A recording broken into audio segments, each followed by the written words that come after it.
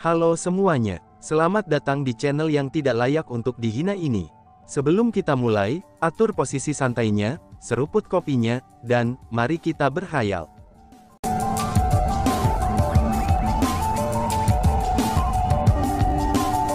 Melanjutkan cerita sebelumnya, setelah Chu Feng muncul, kekuatan yang menindas dari tuan keluarga Ouyang saat menekan Song Si, itu juga menghilang. Dengan demikian, Bibi Jing berhasil membantu Song Si dengan mudah. Chu Feng, seru Song Si yang terkejut melihat Chu Feng. Sudah jelas, dia tidak berharap bahwa Chu Feng akan datang untuk menyelamatkannya. Song Si, kamu benar-benar tidak pengertian. Bagaimana kamu bisa lari ke sini sendirian tanpa menyebutkan apapun kepadaku? Mungkinkah kamu tidak pernah menganggap aku sebagai saudara? Chu Feng bertanya pada Song Si. Mendengar itu, Song Si merasa sangat canggung. Dia sepertinya ingin menjelaskan dirinya sendiri, tetapi tidak tahu bagaimana untuk memulainya. Pada akhirnya Song Si hanya bisa menundukkan kepalanya, dan tidak berani menatap wajah Chu Feng. Sebenarnya dia telah memikirkan, apakah akan memanggil Chu Feng atau tidak sebelum pergi. Tapi setelah semua, Chu Feng adalah peringkat 1 True Immortal. Jika Chu Feng membantunya, maka jangankan keluarga Ouyang belaka, bahkan Zhao Mansion tidak bisa melakukan apapun padanya. Namun demikian, Song Si mempertimbangkan koneksi kuat yang terlibat. Memang benar, keluarga Ouyang dan Zhao Mansion tidak akan cocok untuk Chu Feng. Namun bagaimana dengan Zhao Zirong di rumah Zhao? Berdiri di belakang Zhao Zirong adalah biara Gunung Agung. Biara Gunung Agung adalah kekuatan yang bahkan Chu Feng tidak mampu untuk menyinggungnya. Selanjutnya, tetap saja bahwa dia dan Chu Feng hanyalah orang asing yang datang bersama secara kebetulan. Song Si merasa bahwa Chu Feng sudah cukup membantunya, sehingga dia tidak akan bisa membalas budi.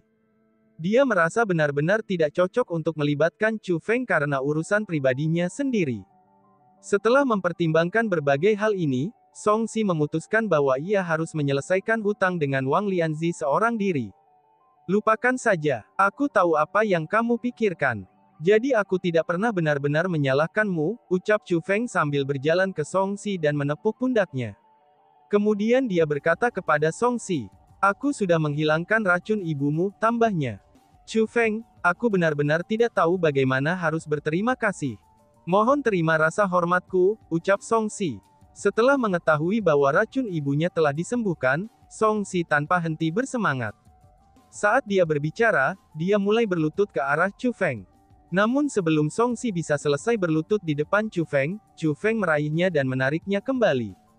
Lalu dia berkata kepada Song Si, jangan berterima kasih padaku. Katakan padaku, bagaimana kamu menentukan bahwa Wang Lianzi yang meracuni ibumu? Tanya Chu Feng. Sebenarnya, Chu Feng telah berhasil mengejar Song Si sejak lama. Alasan mengapa dia tidak mengungkapkan dirinya adalah, karena dia ingin melihat apa yang direncanakan Song Si. Dengan demikian, Chu Feng hampir tiba bersama dengan Song Si. Secara alami, dia telah mendengar apa yang dikatakan Song Si sebelumnya. Itu pasti dia, itu pasti dia. Alasan untuk itu adalah, karena akulah yang memberinya racun itu.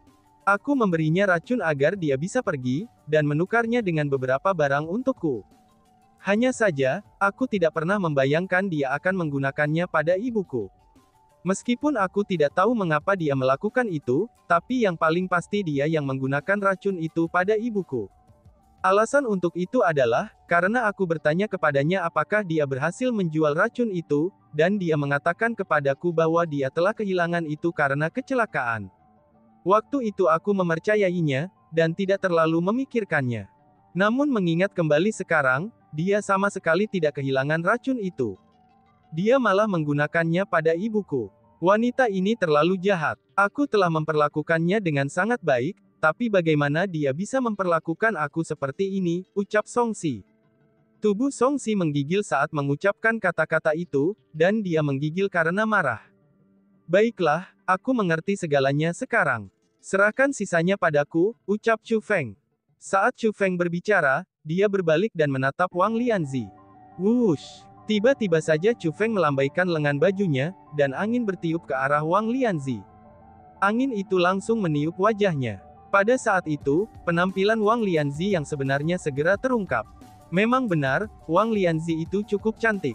Namun dia hanya bisa dianggap sebagai kecantikan bagi orang-orang seperti Song Si dan yang lainnya.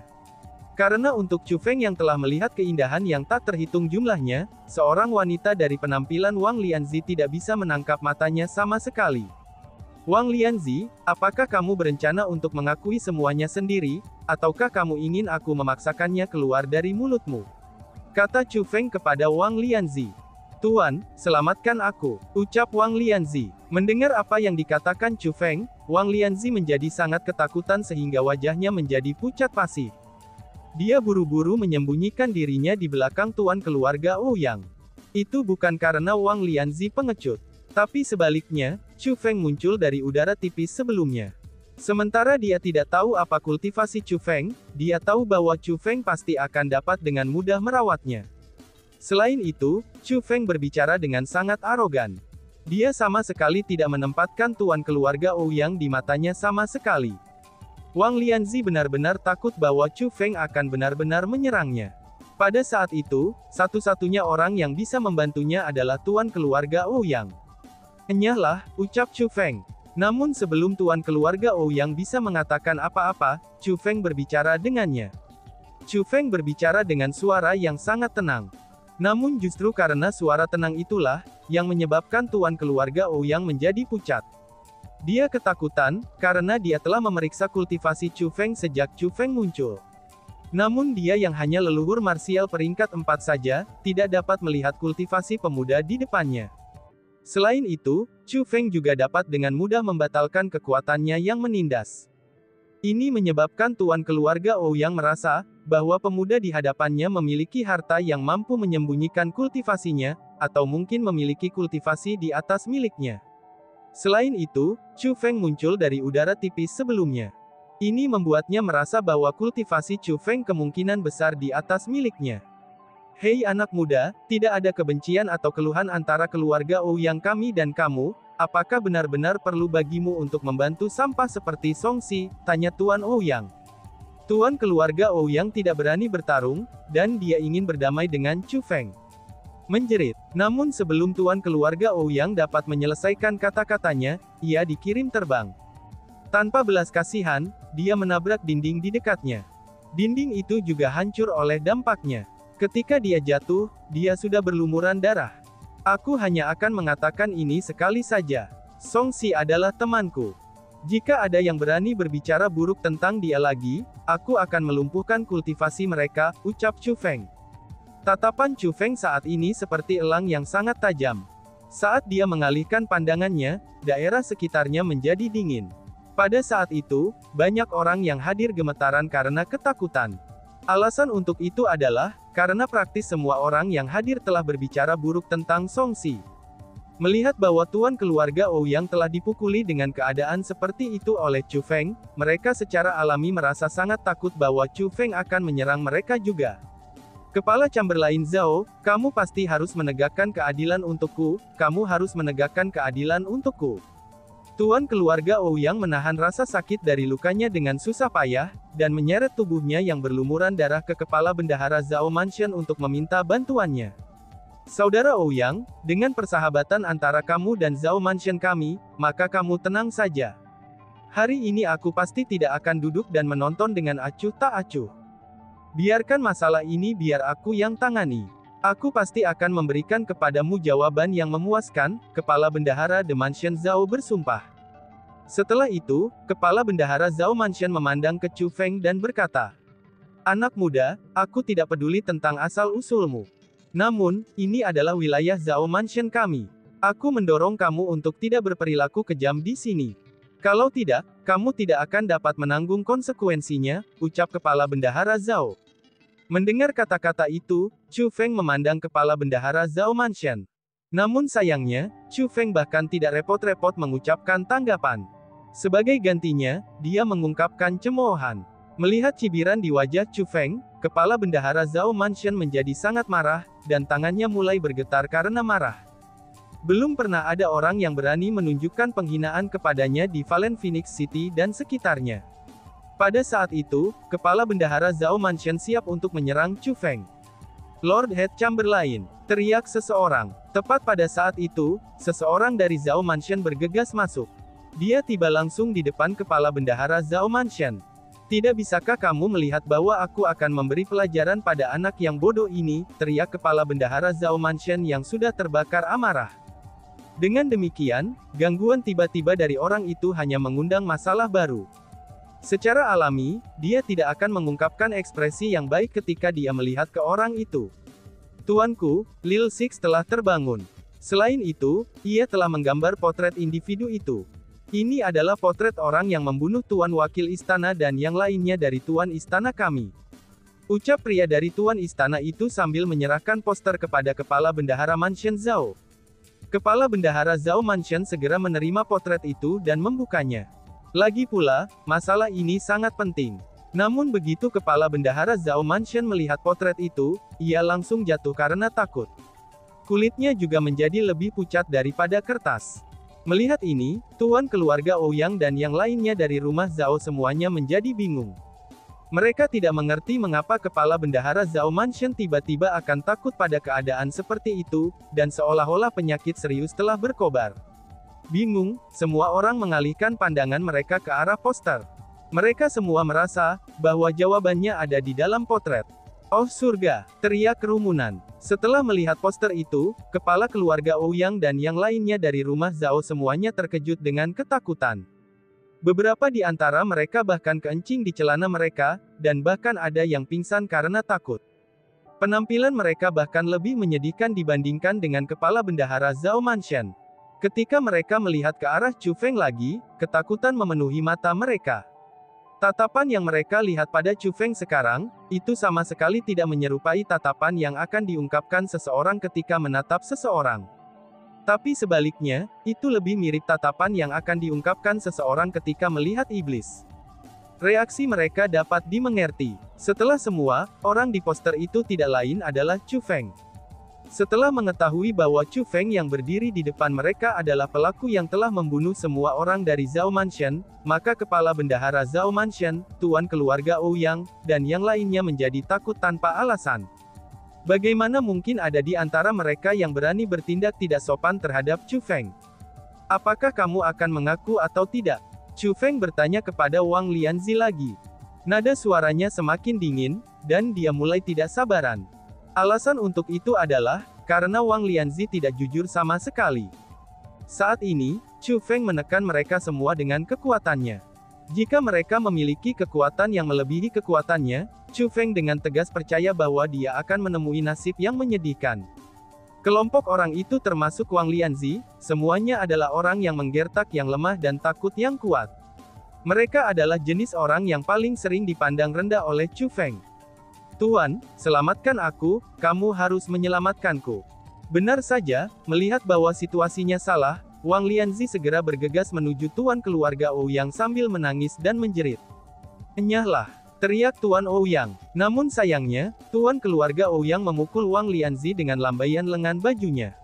Meskipun Wang Lianzi tidak berakhir menyedihkan seperti tuan keluarga Ouyang, tapi dia masih muntah darah saat mendarat dan terluka parah. Tuan, kamu, Wang Lianzi tertegun. Dia tidak mengerti mengapa tuan keluarga Ouyang tiba-tiba akan menyerangnya. Sialan, segera akui apa yang telah kamu lakukan, teriak tuan Ouyang. Selain itu, tuan keluarga Ouyang juga meneriakinya. Tidak ada sedikit pun rasa iba di matanya. Dan sebagai gantinya, dia mulai dengan marah menuntut untuk mengakuinya. Pada saat itu, Wang Lianzi menyadari bahwa tuan keluarga Ouyang berencana untuk meninggalkannya untuk menyelamatkan dirinya sendiri. Dugaan Wang Lianzi benar. Inilah tepatnya yang direncanakan tuan keluarga Ouyang. Pada saat itu, tuan keluarga Ouyang memandang ke arah Chu Feng. Dengan ekspresi bersalah, dia pun berkata, pahlawan muda, aku benar-benar tidak tahu bahwa dia adalah wanita yang sangat jahat. Jika aku tahu, aku tidak akan mencoba menikahinya. Tolong, silahkan dan lakukan apapun yang kamu inginkan dengannya. Tidak ada hubungan antara dia dan aku lagi. Tolong pahlawan muda, tolong jangan menyakiti aku, tolong lepaskan keluarga Ouyangku. Ucap tuan keluarga Ouyang, yang benar-benar ketakutan. Suaranya bergetar saat dia mengucapkan kata-kata itu. Selanjutnya, dia berbicara dengan nada yang sangat kecil dan rendah. Satu-satunya hal yang tidak ia miliki adalah berlutut dan bersujud kepada Chu Feng. Bahkan jika Chu Feng terus membuat hal-hal sulit baginya, dia pasti akan berlutut dan bersujud padanya untuk memohon pengampunan. Bahkan jika dia dipaksa untuk melakukan sesuatu yang bahkan lebih rendah dari itu, dia akan bersedia melakukannya. Selain itu, Chu Feng benar-benar mengabaikan tuan keluarga Ouyang. Dia bahkan tidak repot-repot meliriknya. Sebagai gantinya, dia melihat ke arah Wang Lianzi dan bertanya, "Apakah kamu masih tidak akan mengaku?" Tanya Chu Feng. Pada saat itu, Wang Lianzi sudah sepenuhnya berlinang air mata. Dia tidak menangis keras karena rasa sakit dari luka-lukanya. Tapi sebaliknya, itu terutama karena dia sangat takut. Ketika bahkan tuan keluarga Ouyang dan kepala bendahara Zhao Manshen ketakutan dalam keadaan seperti itu, dia tahu betul bahwa dia telah mendarat dalam keadaan sulit. Aku benar-benar tidak melakukannya. Song Si sudah salah menuduh aku. Tuanku, tolong tunjukkan keadilan dan lepaskan aku. Aku benar-benar tidak melakukan itu. Jika kamu bersikeras melukai aku, bahkan jika aku mengakuinya, itu hanya akan menjadi pengakuan yang diperoleh melalui penyiksaan. Kamu akan salah menuduh yang rendah ini. Ucap Wang Lianzi yang masih tidak mengakuinya. Dia pun merangkak kembali dengan susah payah, dan kemudian berlutut di tanah sambil menangis dan berteriak. Sepintas, dia benar-benar tampak dianiaya. Namun sayangnya, Chu Feng dengan hati-hati mengamati penampilan dan reaksi Wang Lianzi. Dengan demikian, Chu Feng yakin bahwa Wang Lianzi ini berbohong. Pengakuan didapat melalui penyiksaan ya. Yakinlah, aku pasti tidak akan berusaha mendapatkan pengakuan melalui penyiksaan, ucap Chu Feng. Saat Chu Feng berbicara, dia membuka telapak tangannya, dan banyak hal menggelegak yang bergegas maju. Wush! Tiba-tiba saja Chu Feng melambaikan lengan bajunya. Hal-hal aneh yang ada di telapak tangan Chu Feng mendarat di sekitar Wang Lianzi. Setelah hal-hal aneh itu mendarat, mereka mulai menyebar dengan cepat. Mereka sebenarnya serangga yang tak terhitung jumlahnya. Tidak hanya mereka memiliki penampilan yang mengerikan, tetapi mereka juga memancarkan suara yang aneh juga. Pada saat itu, serangga itu benar-benar mengelilingi Wang Lianzi dari segala arah. Melihat serangga itu, Wang Lianzi mulai menggigil ketakutan. Kemudian, dia jatuh dengan seperti orang lumpuh, dan wajahnya berubah menjadi hijau. Serangga ini disebut serangga spiritual kebenaran. Begitu mereka memasuki tubuhmu, kamu hanya bisa mengatakan yang sebenarnya. Kamu tidak akan bisa berbohong sedikit pun. Tentu saja, serangga spiritual kebenaran ini juga akan membuatmu sedikit kesakitan saat mereka memasuki tubuhmu. Namun kamu jangan takut. Rasa sakit yang mereka bawa tidak terlalu sulit untuk bertahan. Mereka hanya akan membuatmu berharap kamu sudah mati, kata Chu Feng. Tepat setelah kata-kata Chu Feng meninggalkan mulutnya, suara-suara yang dikeluarkan oleh serangga-serangga itu semakin menusuk telinga. Satu demi satu, mereka membuat gerakan mengancam saat mereka menerkam Wang Lianzi. Penampilan mereka sepertinya menunggu untuk merobek Wang Lianzi berkeping-keping. Berhenti, tolong berhenti. Iya, itu aku yang melakukannya. Akulah yang melakukannya, teriak Wang Lianzi. Akhirnya, Wang Lianzi pingsan dari serangga yang masuk dan mulai berteriak histeris. Mengapa kamu melakukannya? Tanya Chu Feng. Aku mendengar bahwa Ibu Song Si memiliki harta keluarga. Aku ingin mencuri harta itu, tetapi malah ditemukan oleh ibunya. Pada saat itu, aku mulai panik, dan takut dia akan memberitahu orang lain tentang hal itu. Jadi aku akhirnya menggunakan racun itu untuk membuatnya pingsan. Awalnya, aku hanya berencana untuk membuatnya tak sadarkan diri dengan racun itu, dan kemudian menggunakan pembentukan formasi untuk menghapus ingatannya. Aku tidak pernah menyangka Ibu Song Si masih tidak bangun juga, bahkan setelah aku menghapus ingatannya tentang kejadian itu. Aku benar-benar tidak berencana untuk membunuhnya. Sebelum Song Si kembali, aku mencari orang untuk membantu menyelamatkan ibunya. Namun tidak peduli siapa yang aku temukan, tidak ada yang bisa membedakan penyebabnya. Mereka semua mengatakan bahwa dia mengidap penyakit misterius. Ini benar-benar bukan salahku. Aku benar-benar tidak bermaksud hal itu terjadi. Aku bahkan berpikir untuk menyelamatkannya, kata Wang Lianzi dengan ekspresi sedih. Kamu masih berpura-pura diperlakukan salah. Menghapus secara paksa memori seseorang itu sangat merusak jiwa seseorang. Faktanya bahwa kamu telah menghapus ingatannya, itu sama saja dengan mengambil setengah dari hidupnya. Apakah kamu tahu rasa sakit apa yang dihilangkan secara paksa dari ingatan seseorang? Itu benar-benar sakit yang membuat seseorang berharap mereka mati.